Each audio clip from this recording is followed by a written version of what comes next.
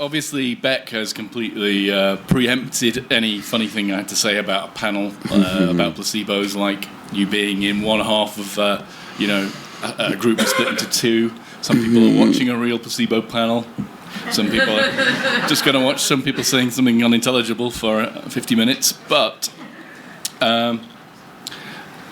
first question is, we all know, because we're all skeptics, we all know what placebos are, right?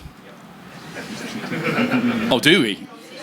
Because I thought about it really hard, and I'm not so sure that I do. Maybe we'll find out more in this panel. It's obviously quite difficult to get Mike Hall to appear on a placebo panel. Had to... Strong-armed into it. I had to arrange an AI panel and cancel it to get this to happen. But let me introduce all our panelists, because although this was quite last minute, we managed to pull together people who have got a great deal of expertise in this matter. Starting from my left with Catherine de Jong. I'm Catherine de Jong. I live in Amsterdam. I'm an anaesthetist, and I'm also the secretary of the Dutch Association Against Quackery.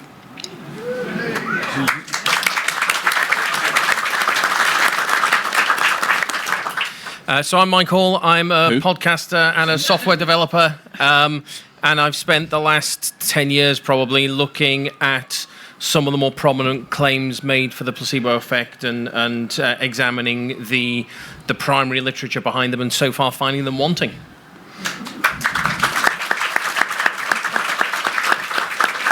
Hi, I'm Aaron Rabinowitz. I'm an ethicist. I teach, amongst other things, medical ethics. I believe I'm on this panel mostly to troll Mike and also to explain why, as usual, Americans are to blame for all of this.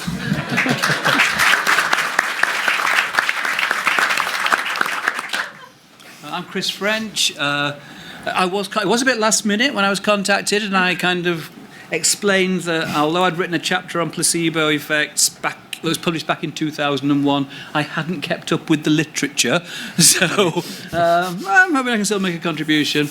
I actually went to see the band Placebo last week, but I thought I was going to see The Cure, you know.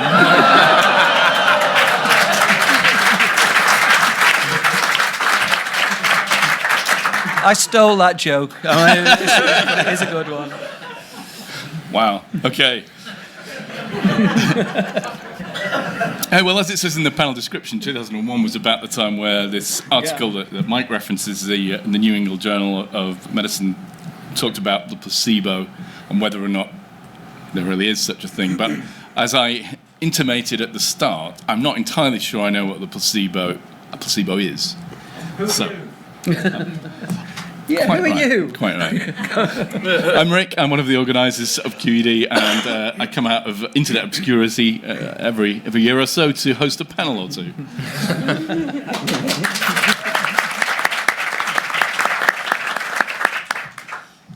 So, Mike, please explain what a placebo is. What a placebo is.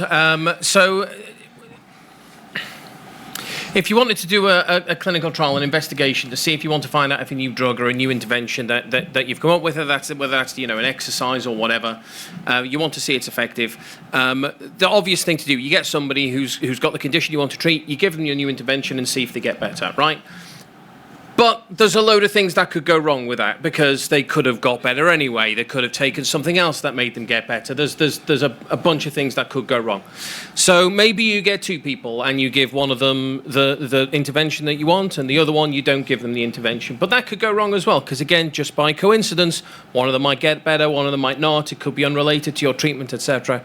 So ideally what you want to do is you want to get a bunch of people, a whole massive slew of people, and give a whole load of them the new treatment that you've got, and the other lot not, and see if there's any differences in health outcomes between those two groups. But even when you do that, there's problems, because a whole lot of people know that you've given them a treatment, and the other lot of people don't say, well, you've not done anything. Of course I'm not better. You've not done anything to me.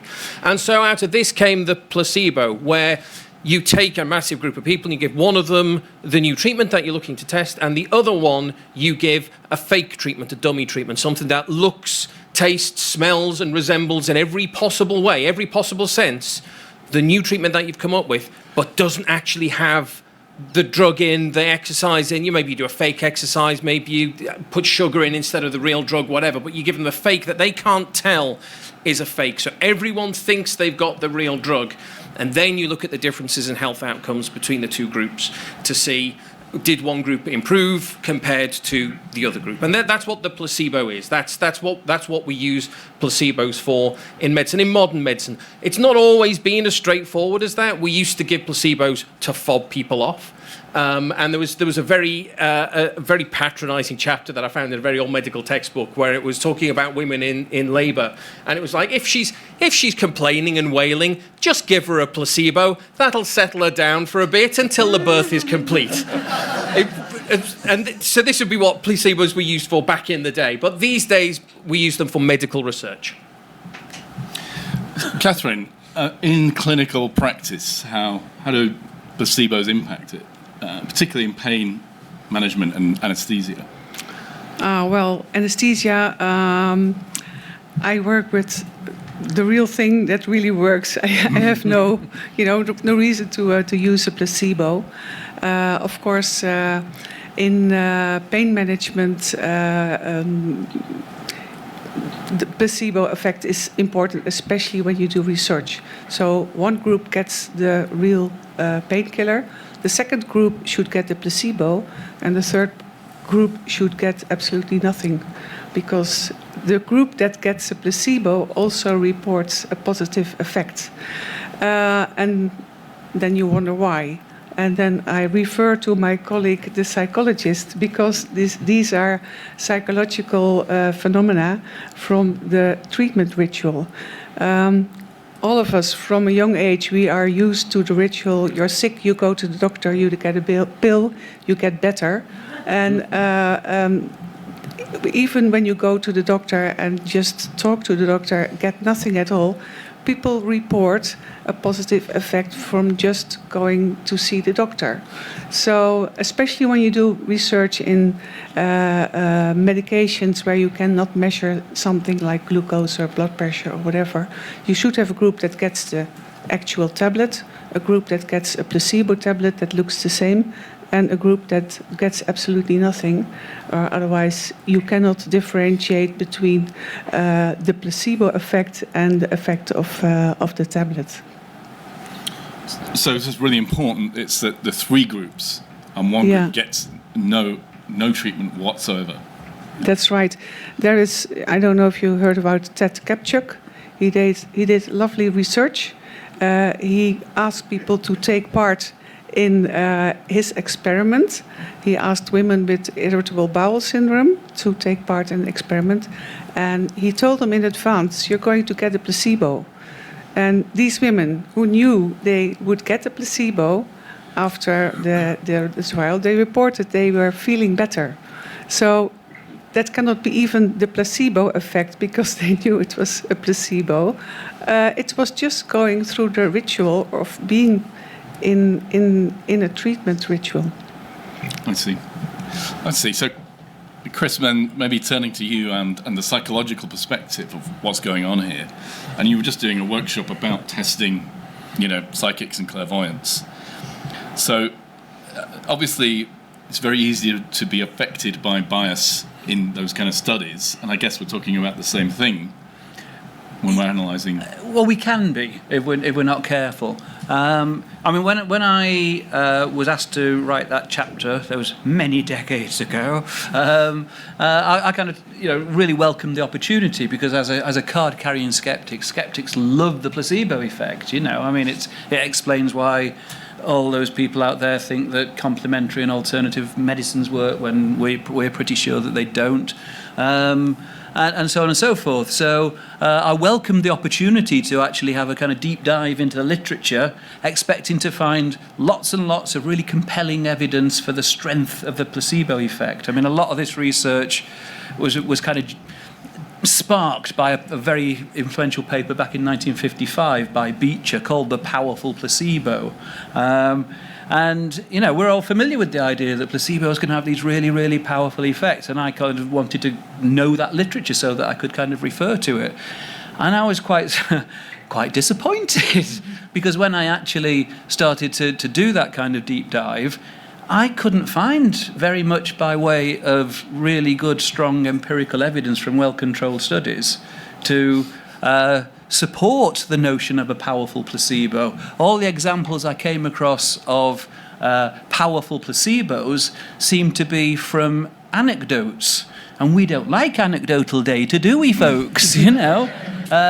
And so I really got very, very concerned. And also I became aware by kind of reading around a bit more deeply in this stuff of some of the kind of methodological and conceptual weaknesses that were there in the literature, one of which would be not paying enough attention to things like possible biases. I mean, to give you kind of an example from my own experience of a postgrad at Goldsmiths, who I wasn't supervising, but her supervisor is a bit of a darling of the CAM community. He publishes in those journals. He's a friend of Prince Charles. Oh, sorry, King Charles. Sorry, folks. Sorry. And he'd got this postgrad, very, very bright young woman, and she had done a bit of preliminary work looking at whether or not, what do they call it? The Reiki. Reiki, I couldn't think of it. Reiki. Whether or not Reiki works. She's a Reiki master, And this was just kind of meant to be preliminary, but she'd written it up in an interim report. That for, I think it was something like 6 weeks, she'd gone along and given Reiki treatment to these 3 people suffering from chronic fatigue syndrome, and then asked them before and after how they felt, given them various measures. Now, surprise, surprise, they said they felt better. I mean, when this nice young lady's gone out of her way to come and see you half a dozen times, yes, you're going to say that. And, within the wider medical community, doctors have this very high status. Maybe not so much these days as they did have, but it's still there. And if your doctor... not so much as we'd pay them. Right? Well, yeah, let's not go there. No, let's go there.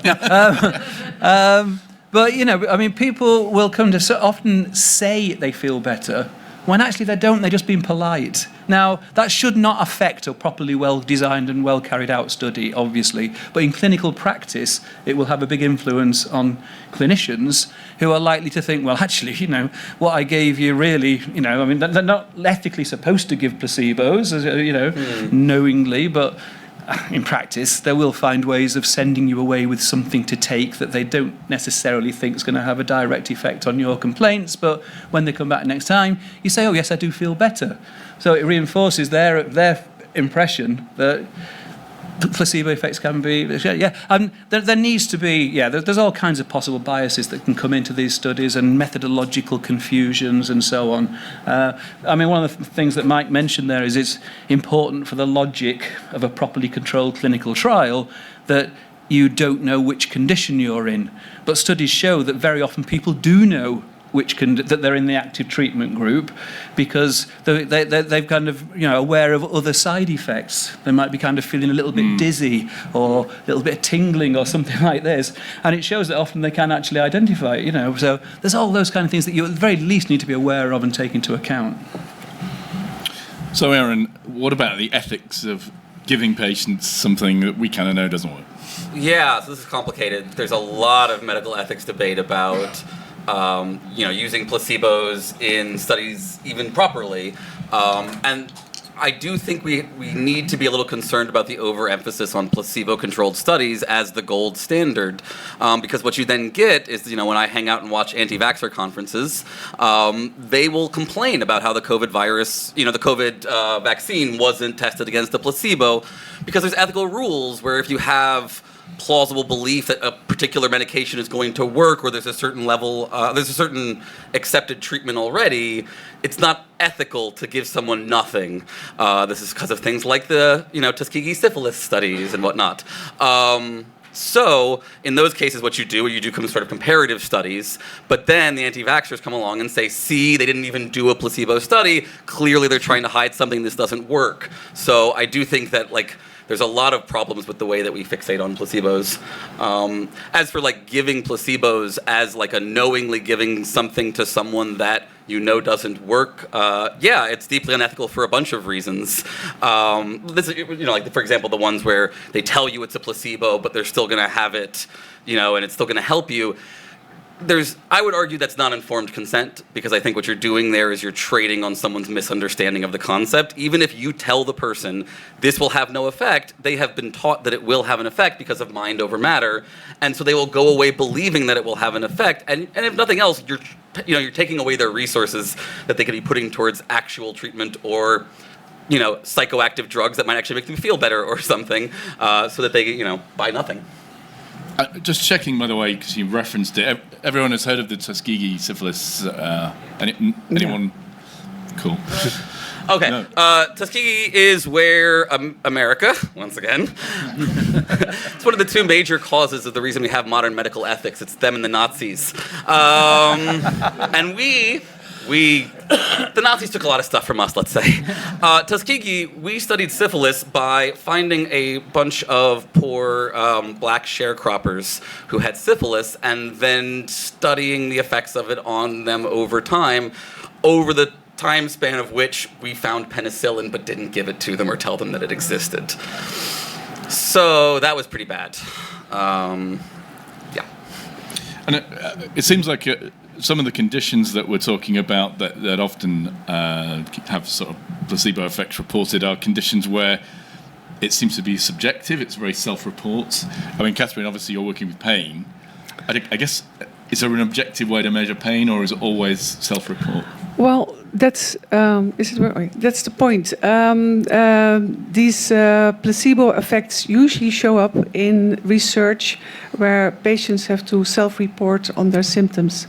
And in the Netherlands, we have a professor of psychology who has done a lot of research on the placebo effect, and she designs all kinds of studies, and she measures wonderful positive placebo effects. And then at the end of her talk, she says, well, we should look into enhancing this placebo effect so we can reduce the amount of medication people take.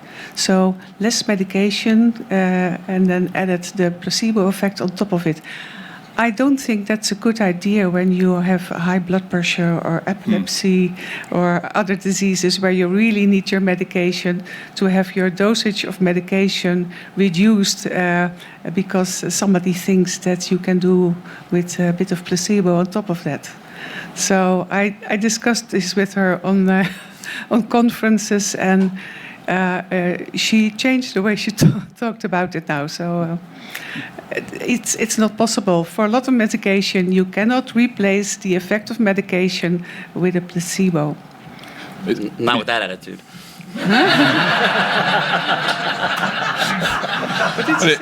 It's the same kind of argument people use for promoting homeopathy, isn't it? I mean, it's bound to be safe to take it, so reduce your pharmaceutical intake. I mean, people often reference the Beecher study. I think the history of this goes back about 60 more years to what is called the New Thought movement. Has anybody ever heard of the New Thought movement? This is why America's to blame for all modern woo. So the New Thought movement, this is a term coined by William James in his book about religions and things. He used it as a synonym for the mind cure movement, as it was referred to at that time. So you get a sense where that's coming from. And I love this quote about it. The characteristic feature of the mind cure movement is an inspiration much more direct. The leaders in this faith have an intuitive belief in the all-saving power of healthy-minded attitudes as such, in the conquering efficacy of courage, hope, and trust, and a correlative contempt for doubt, fear, worry, and all nervously precarious states of mind. Have you ever heard anything more American sounding? So, basically, the problem is all modern woo is the idea of mind over matter taken to the American level of, we have so much frontier willpower that we're just, we can will anything into existence, essentially. And the underlying psychology here, I think, is the illusion of control. So it's not an information thing. It's not that they think that it works necessarily. It gives them the feeling of control, which has been taken away from them. And that is really important, and I think it's important because I think it means that this is not solvable on the information deficit model. You can't just show them the studies that the placebo doesn't do the thing they think. What you have to do is give them an alternative sense of control. notwithstanding some of the conditions you mentioned, Catherine, if people are reporting that they're feeling better, if they're saying their pain is reduced on that scale that you sometimes get asked when you're in hospital, does it really matter? Well, first of all, as a medical doctor, you shouldn't lie. So I can't send somebody away with, this is homeopathy and it will help you, it will cure you. I'll never do that. But there are interesting aspects to this placebo effect. For example, there's been a trial where they had a huge group of students and they all got a placebo, but they got placebos with different colors. So some got a red one, some got a blue one, a green one, a yellow one. And then they asked these students, what do you think this pill does? And then it turns out that the people who get a red pill thinks they are feeling more energized, and people who get a blue or green pill feel they're more relaxed. So that's why your vitamins pills are red, and that's why your sedatives are blue at the moment. How do you explain Viagra?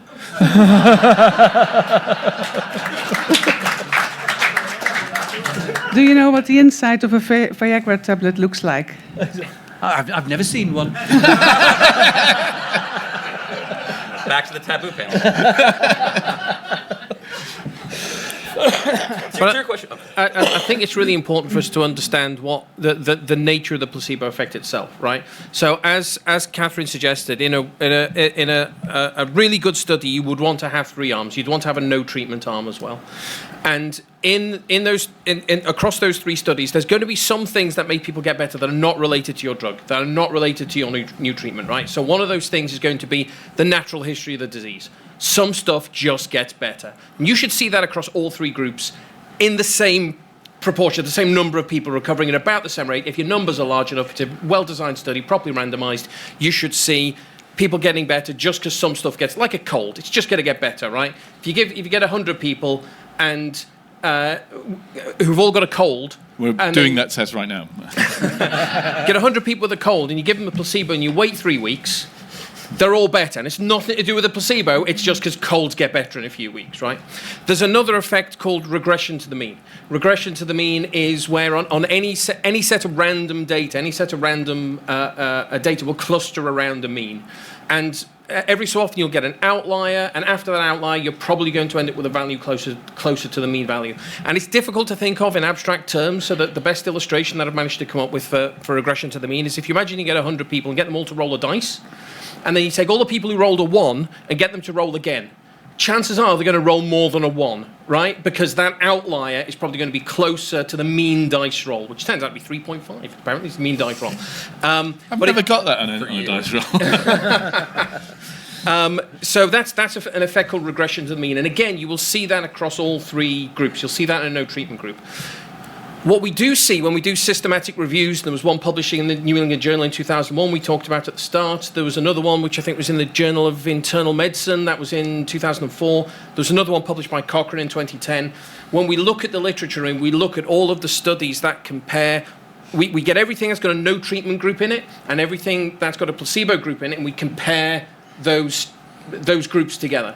And when we do that in the literature, compare no treatment to placebo, and what we find is for any objective endpoint, any objectively measurable thing like blood pressure, blood serum, whatever, et cetera, for any objectively measurable endpoint, there was no placebo effect. The placebo effect was only observed in subjective endpoints, as Catherine has suggested. But the authors also found that they were unable to distinguish those subjective reports from just biased reporting, from what Chris was saying of people just saying, yeah, I think I do feel better, thanks very much. The meta-analyses on this show that we cannot distinguish in the data between a genuine subjective improvement and someone just giving a biased report.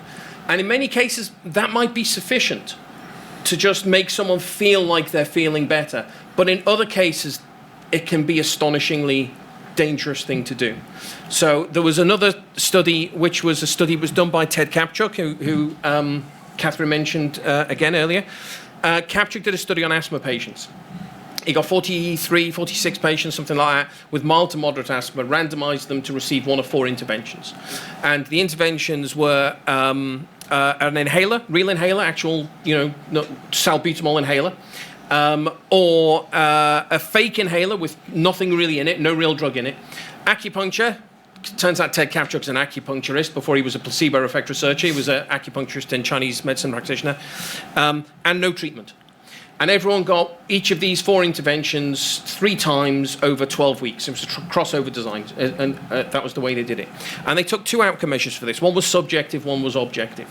And what they found was on the subjective reports of how much better do you feel, what we found was that there was no difference between a fake inhaler and a real inhaler. We've proved inhalers don't work, is what we've done there. But on the subjective measure, there was no difference between the fake inhaler and the real inhaler. On the objective measure, when they tested their lungs to see how well their lungs were working, the placebo was the same as no treatment. The acupuncture was the same as no treatment.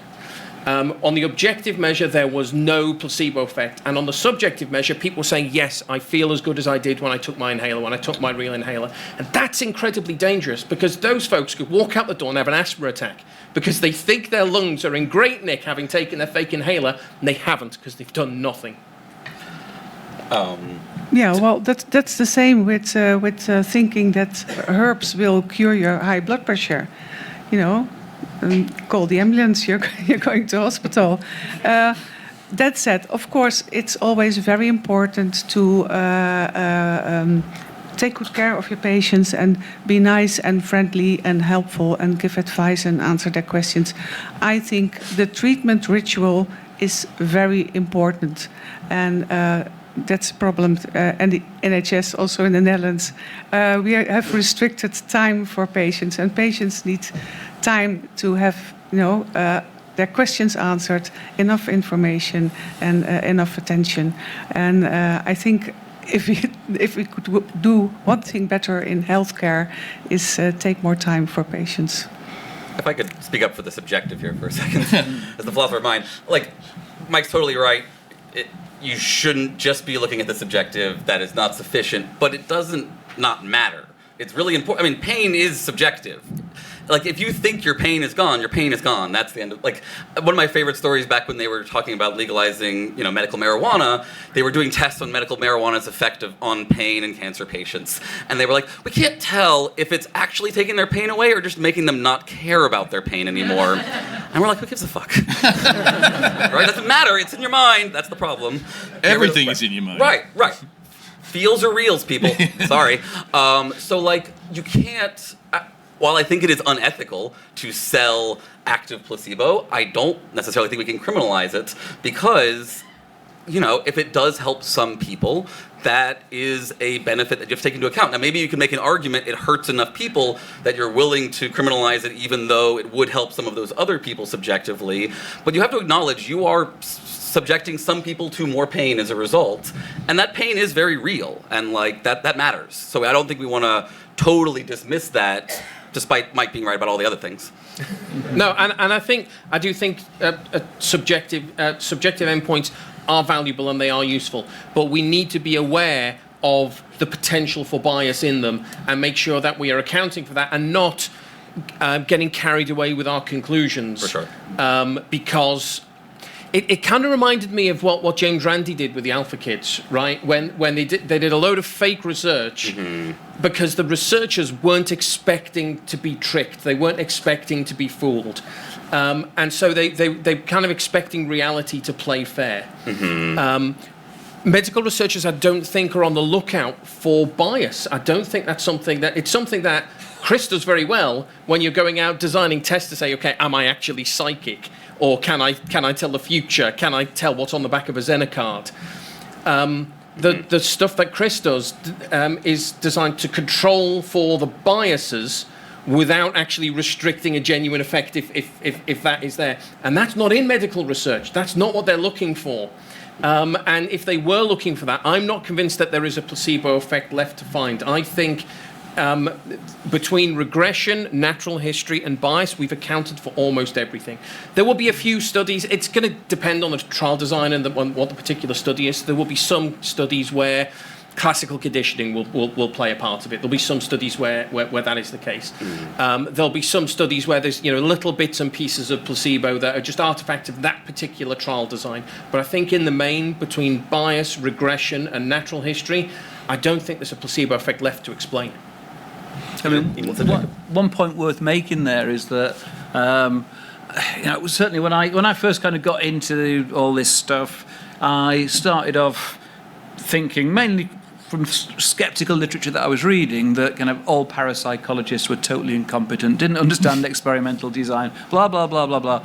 I revised that opinion drastically, and it turns out that the parapsychologists were often well ahead of the game in terms of comparisons with both psychologists and the wider scientific community, because they knew that any study they ran, if they claimed to find positive results, the skeptics would be going over it with a fine-tooth comb to looking for problems. So they were much more likely to use things like double-blind procedures than would happen in psychology, and certainly in the natural sciences, where often you don't see the need for them. You add chemical A to chemical B and you get chemical C and chemical D. Why do you need a double-blind procedure for that? But when it comes to areas like medicine, where the data gets messy, then you do need those kind of controls. Things like pre-registration of studies, etc., etc. All these things that are being discussed now and implemented more within psychology definitely need to be done within medicine. And I know that within medicine there is a trend for kind of pre-registration, and I totally welcome that. It's a really, really good thing. It cuts out a lot of these problems of bias. But what we know is sometimes happening is that studies are pre-registered, and they say we're going to look at this outcome, this outcome, this outcome, and this outcome, and we're going to analyze the data this way. And then when the finished paper comes out, they've actually looked at other outcome measures, and you think, well, why did they do that then? And it's because they didn't get the effects that they expected with the original outcome measures. So even pre-registration has to be policed. You have to make sure that people really do what they say they're going to do, and not just, oh, well, we've gone through the procedure and we've ticked the box, Well, part of that, when you test medication, you give group 1 the medication, group 2 the placebo, group 3 nothing. You have to inform both groups about the effects to expect, but also about the side effects to expect. So the placebo group also reports side effects. Mm-hmm. Yeah.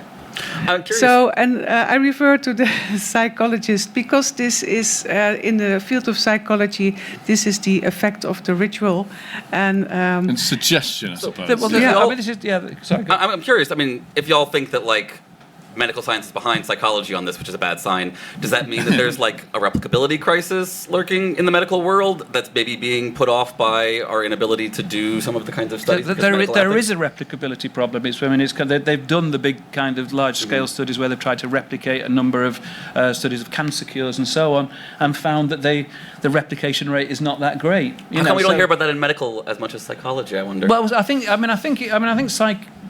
I'd like to think at least that it was psychology as a discipline that first really kind of became aware and started sounding the alarm on these things. But people have looked in other areas now, like economics, medicine, and various other, and yes, the problems exist there as well. Again, they may not be as great. I think because the nature of the data that you get in psychology, it's messy, it's human beings, but these other areas do have those problems and need to be aware of it. And just to speak to your point on that, Catherine, when we see people reporting side effects in the control group, people who receive the placebo, and then report the side effects of the drug that they were given, I would argue that a large proportion of that is going to be confirmation bias. You've said to people, you might get a headache from this, and so then any headache they have, they go, it must be the drug. It must, and if they didn't know they were expecting a headache, they probably wouldn't have thought twice about a headache. Just telling people the effects that they can expect to see will prime them to see those effects, to notice those effects more. So it's a very recent, very, very large study we did on COVID vaccines, where we gave it to several billion people to see how that worked out, right? People who got the placebo COVID vaccines all reported arm pain. People who got the real vaccines, they reported arm pain as well. The people who got a real vaccine, that arm pain is probably because those muscles are churning out spike protein like nobody's business, because a little bit of mRNA has said you desperately need to make this protein right now. The people who were in the control group who were told that you might get arm pain are probably reporting arm pain because someone stabbed them in the arm when they got the shot. It's just mind over matter, Mike. Your mind can do impressive things. Yeah. I think we should invite questions from the audience at that point. Where's the box? The box is here. It'd be a bit lazy just to pass it to you, wouldn't it? But go on, you can go. I'm lazy. I haven't worked the box before. What is You need to Talk speak right into the box. Into the very top. Yeah. What do you do? Oh, Speak into the box. It's a mic. Oh, Yep. how cool. It's a micro box. Hold A close. micro box. Oh, that's awesome. See, we need this in the U.S.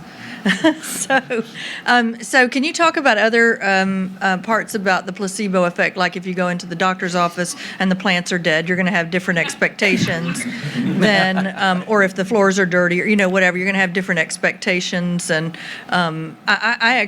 you absolutely persuaded me after listening to your discussions of it from ongoing discussions on the podcast about that it's not really a thing at all. And so the two things. So that part, and then also, I think you touched on One at a time. if it just works like for sleep or something, does it matter? Is it real or not? So, and then who's next? This gentleman here, I think, had it. So just to answer your first question, I think it's all bias. I genuinely think it's all. But you're going into a dirty hospital, you're going to be coming out. Well, that was a waste of time. Do you see the state of that place? Well, it's not going to make me any better, is it? It's going to prime your bias to in the opposite direction, right? It's going to prime your bias to dismiss improvements as well. It couldn't be what they gave me because that was a waste of time. I went in. Do you see the state of the floors in that place? These are things that are very tricky to control for. These are things that are very difficult to control for. And it's one of the reasons that I think we should, in medical research, be using objective outcomes wherever possible if we want to see if there is a true effect. We should use subjective outcomes where we've got no option, like pain, like nausea, where we've got no way of being able to objectively measure. You can do things like functional MRIs and stuff, but it's a really blunt instrument. It's not very effective at doing that. So we should use and not dismiss subjective outcomes. They are important. They're real. There might be some real signal underneath the noise there. But just be cautious. Just be aware of the influence that bias is going to have on that. Well, can I add to that? When the hospital looks too luxurious and there are too many Ferraris in front of the clinic, that also has a negative effect because patients then start to think, well, they're only in it for the money and not for me. Question here first, and then we'll pass it over. Paul. Okay. Yeah. Speak right into the box because the world is listening. Okay. I was interested in what Mike has to say about the no room left for the placebo effect. And I mean, obviously, there's a lot of quantification. Are you trying to quantify the extent of the different other effects that you're describing, and then saying there's no room left for the placebo effect? The question is, do you know for sure what the percentages of each of these effects are that you have the 100% and saying, well, the other factors here add up to 100% or more or less 100%. Therefore, there's no room left for the placebo effect. Can you be sure, on a scientific way, that that's the truth? How does that square with the psychological research, which shows the power of suggestion in many fields of life and perception? And when Catherine refers to the importance, the psychological importance of the medical ritual, it's not only in the sense of, in the curative sense of feeling positive, but we all know going to the doctor and getting blood pressure tested. We've all heard of the white coat effect. It happens in reverse. You show up initially worse hypertension simply because of the anxiety of being there. Yes. So it seems to be a lot of data on the effect of suggestion, and if placebo is all about suggestion, how can that then be dismissed? Am I sure that I've accounted for 100%? No, because we can't be sure of anything to that strong an extent. And also, I think it's important to understand that the placebo effect represents a pattern of non-specific effects that are unique to that particular trial. The placebo effect it's badly named. It is not the effect. There are placebo effects. There are many, many placebo effects, and different ones will manifest in different trials due to different trial designs, different clinicians who have got different opinions about how things should work, how things shouldn't work. Those opinions will leak through to the patients. The patients will have different experiences. All of these things leak into the trial and become a part of the placebo effect that is unique to that particular trial. And it's one of the reasons I think comparing the placebo arms of two different trials, I think, is a fool's errand. I don't think it actually tells you anything meaningful at all, because I think the placebo effect is unique to that specific trial. The paper that I really lean on for this is the Cochrane review. The Cochrane review on placebo effects, which compared placebo administration to no treatment, found that there was no objective placebo effect, and the only effect that they could find was not distinguishable from biased reporting. And that is the conclusion of Cochrane. They published that 10 years ago. That is still the conclusion of Cochrane today. That's not data that has been amended. That was an update on a study that was done in 2004, which itself was an update on a study done in 2001. So there's strong evidence that there is not an objective placebo effect. To the extent that things like the power of suggestion play into this, I would argue that all it's doing is modifying bias. It's making you say that you feel better, and sometimes that's enough. Sometimes that's okay, especially in clinical practice.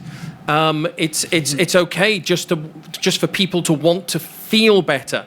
That's is sufficient in many cases. It's something that we should be really cautious of in medical research, though, of saying, well, if the patient feels better, then that means that my drug works. Because on that evidence, we can show that inhalers don't work.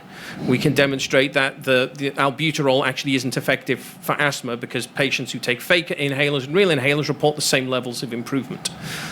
Because bias can be that strong, bias can be that powerful an effect. Well, there's a nice study that illustrates your point. 4 patient groups. Group 1, the patient got active medicine. The doctor believed it was active medicine. Group 2, the patient got a placebo, but the doctor believed it was active medicine. Group 3, the patient got real medication. The doctor believed it was a placebo. Group 4, the patient got a placebo. Doctor believed it was a placebo. So when it was real medicine and the doctor believed it was real medicine, they had the best results. And when the patient got the placebo and the doctor thought it was a placebo, they got the worst results. And the other 2 were in between. So the way you talk about the medication that you're prescribing to a doctor does have an effect on what the patient will report as the perceived effect. And that's important to say. It changes what the patient reports, Yeah. which may or may not be the same thing as changing how the patient is feeling. Yes, changing right. what how they say they feel and how they actually feel are 2 distinct things. They're related, but they're not the same thing. I also think there's a general, logical argument flaw here, which is we move too easily from there is a mind-body connection and psychosomatic effects to any psychosomatic effect is plausible or has to be taken seriously until we've thoroughly disproven it. If there's no evidence for this effect, it's a Russell's teacup until we have that. I'll come to you just a second. I just want to make... Is it then possible that as skeptics we're too easy to use, I think you mentioned this, to use the placebo effect when tackling complementary alternative medicine? I am guilty of this offence, despite my kind of serious doubts about the placebo effect as a result of the deep dive that I did and the chapter that I wrote, and then the paper from the New England Journal of Medicine came out just about the same time. I was like, oh, right, so I was on the right lines, But I've got a book coming out in March, and I suspect that Mike's going to be kind of looking in the index and thinking, bastard. But because at the end of the day, I think you realise. I mean, as I think we've probably made clear. I mean, even defining the placebo effect is really difficult. tricky. There are many books on the placebo effect have whole chapters just about how we should define it in a way that everybody would find acceptable. And the power of suggestion is real, no question at all about that. I mean, I'm particularly kind of interested in it in terms of the effects it has on memory, on perception, on those other kinds of processes. And so if you're kind of thinking of the placebo in a very kind of loose, fizzy, undefined, fuzzy way, then I kind of think you can just about legitimately talk about it. And as skeptics, I think we do reach too readily for the placebo when it comes to us talking about things like complementary and alternative medicine. And I shall try to improve my ways in future, Mike. I took that a different way. I think talking about the placebo as a kind of alternative harmful medicine is a way to talk about it. This is why I tie it in with the New Thought stuff. The major problem I see with any of these kinds of treatments, besides they don't work, is that it ultimately ends in victim blaming. If you don't get better, it's because you didn't mind hard enough. And, other people got better, so clearly it works, so that's just a problem with you. And, that you see that with every kind of medical pseudoscience. And I think you see it with the placebo stuff as well. So this would be the problem with openly label placebos, where you're telling the patient that it's just a placebo, right? Yeah, exactly. You should have not believed in it harder, right? Isn't it the case with those open placebo type studies, though, that they typically would say something like, we're going to give you a sugar pill. Now, we don't know how this would work or how this could possibly work or why it works, but we do know that some people show improvement. So you are still giving the suggestion that you might expect to improve. You're not saying this won't do anything for you. You're actually... Right. The other thing that's going on here is just mindfulness. If you have a focus point and you practice being mindful in regard to that focus point, you can improve your mental states to some degree. But I think with respect to skeptics reaching for the placebo effect, I think that's one of the reasons why I think the stuff that I've been looking at with respect to the primary literature for the placebo effect is really important. Because when we now see alternative medicine practitioners, when they get painted into a corner, they say, well, okay, yeah, it doesn't work any different to the placebo effect, but the placebo effect is really powerful, so it's okay, I'm going to sell my stuff anyway. Yeah. And we see homeopaths will make that claim, acupuncturists will make that claim. Yes, maybe it just enables or activates the placebo effect, but we know that's awesome and powerful, so that's okay. And that's something that I think we need to... This happens when Marsh goes out and lectures on the work that he does on NHS homeopathy. There's always a question in the Q&A that says, it's no better than placebo, but placebos are brilliant, so what's the problem? What's the problem? We hand out placebos and it's fine. Well, it's suggestion and it's a lie. And a treatment that is based on a lie, I can't do it, sorry. Yeah, I've not got strong views one way or the other, but I'm intrigued. It is also a classic example of a coercive medical choice. We intuitively think that giving someone a choice is never a bad thing, but it actually is often a bad thing. If you give someone a choice where they think that there's a medical treatment that might work for them but won't actually work for them, they will want to take it. This is a really important thing when I teach in medical ethics. Doctors have to be really careful what they offer their patients in terms of actual treatments, especially new and emerging treatments. They can't just say, oh, well, there's this new drug that might help you or something, because people will jump at it every single time, and usually it will decrease their quality of life. So offering someone a placebo like this is a kind of coercive choice where they would be just better off not having that offer. This may be our last question. Oh, good, thank you. So I wanted to somewhat allay Aaron's obvious fear that all of the medical literature has the same replicability crisis that we're seeing in psychology. I think there's a significant difference in that before a medicine gets to market, it's been through prior plausibility, stage 1, stage 2, stage 3, in a way that you don't see for psychology testing. So I think it's worth thinking about, even before we get to the idea of using placebo as a treatment, if that's a proposition, of putting placebo through prior plausibility, stage 1, stage 2, stage 3. If it's going to have to meet the same medical standards as a treatment, we can't be using a lesser evidence base for it than we would for anything else. And given that we're nowhere near that, doesn't that kind of undermine any discussion about using it as a treatment? Yeah, Aaron. I mean, y'all do whatever you want. I'm a philosopher. I don't have to replicate anything. Nobody's following up on my work, and it's definitely not better than a placebo. So, yeah, I mean, I think it's untested. It's an untested medicine, right? So it's about as good as whatever comes along next after CBT. It's a partially tested medicine that didn't pass the test. Sure, right. I apologize. So, yeah. You're right. I was going to say, I think that's probably all we've got time for. But this seems so difficult. Physics is much easier. Just spend 5 billion How's that unified theory going? building a 26 kilometer circumference Large Hadron Collider, use a supercomputer and try and figure out the secrets of the universe. Simple. Just do metaphysics, folks. It's easy. First principles. Here you go. All right. A huge round of applause for our panelists. Thank you very much.